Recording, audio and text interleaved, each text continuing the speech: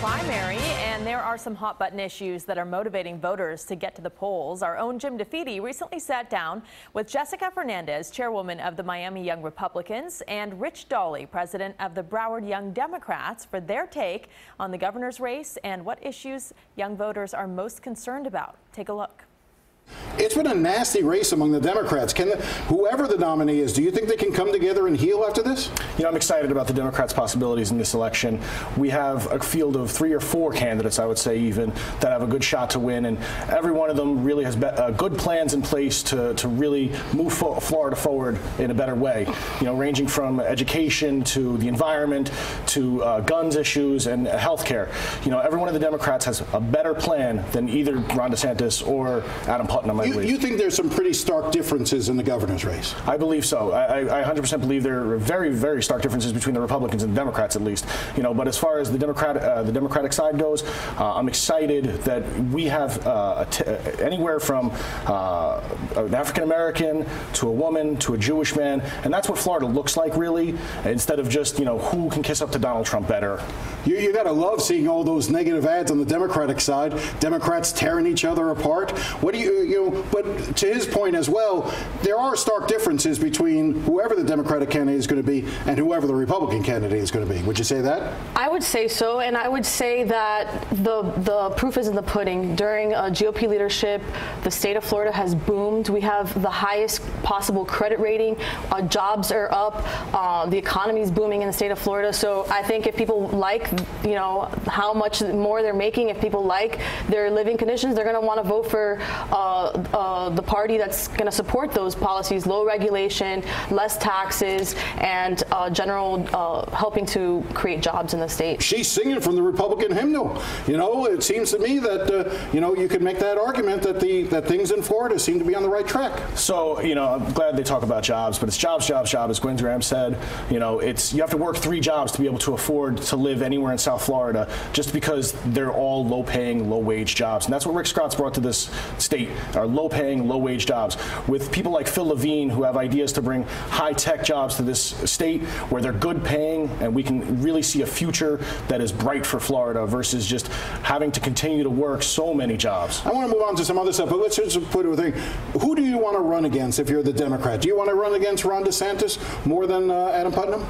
I think that either of them are. That was a smile. I picked up on a smile. I think that's a yes. You want to have the more conservative Ron DeSantis and put Trump on the ballot, because it will be a Trump on the ballot. Well, let's just say this. You know, in Republican primaries, you have to run to the Donald Trump side, because they do still support, Republicans do still support Donald Trump very much so.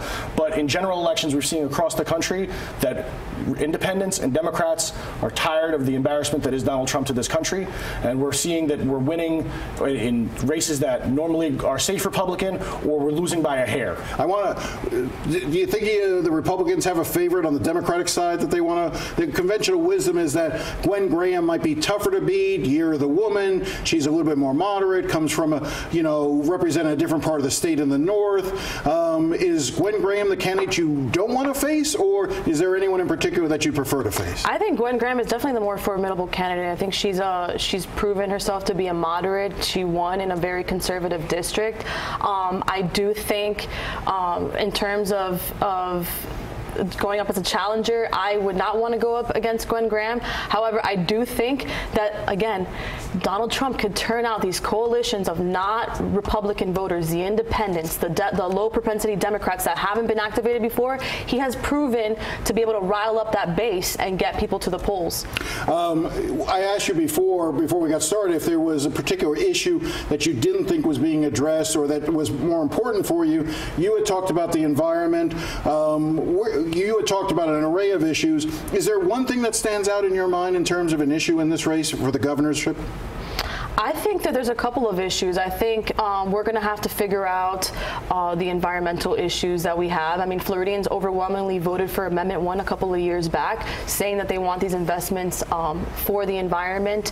And I think that people want to see the Lake Okeechobee area, the areas that are suffering from these algae blooms. They want more solutions to be able to mitigate and reduce the intensity of these blooms. It's not just affecting tourism, which everybody thinks is just only affecting our beautiful beaches, but it's also affecting our agriculture business, which is a huge part of our economy. Environment, key issue for you? Absolutely. You know, the environment is definitely a key issue. And under the administration of Rick Scott, we've seen this now, not just this year, but for years. 2016 is just dating back. I have an article here from NBC that says, you know, we're dealing with the same issue over and over again. Why hasn't something been done about it? Because the Rick Scott and this administration has done nothing but underfund the DEP.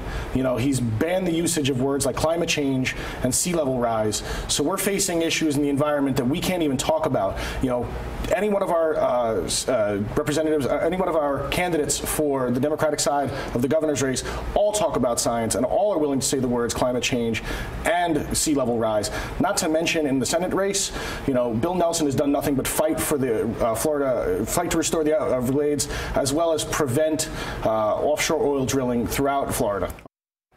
Interesting discussion there. A reminder that as we get closer to the August 28th primary, you can visit our website, cbsmiami.com/Florida primary, for all your election news. That includes interviews with candidates running in all the major races.